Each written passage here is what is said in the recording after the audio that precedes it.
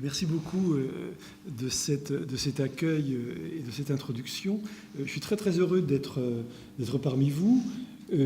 D'abord pour le plaisir d'élargir un public qui, dans le monde universitaire, évidemment un petit peu restreint aux jeunes en formation.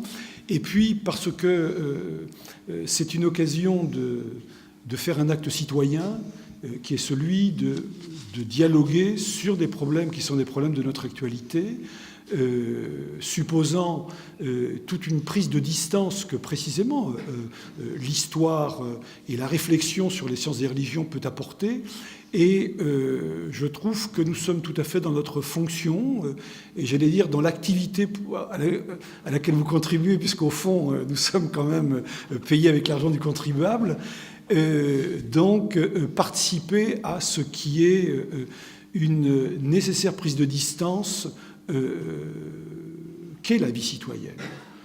Et avec des sollicitations qui sont des sollicitations au quotidien. Yolande citait les paroles d'un chroniqueur, et je voulais justement partir de questions d'actualité pour voir dans quelle mesure le travail régressif que l'historien peut apporter nous permet de réfléchir avec un tout petit peu d'indépendance sur la façon dont sont façonnées nos réflexions dans l'actualité la plus immédiate.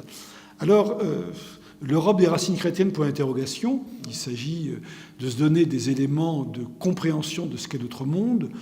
De ma part, le plus professionnellement possible, je l'espère, et sans implication ni politique ni religieuse, même si chacun est porté par sa culture, et ma culture de départ, hein, même si j'ai pris beaucoup de distance par rapport à ma jeunesse catholique, elle est au départ la jeunesse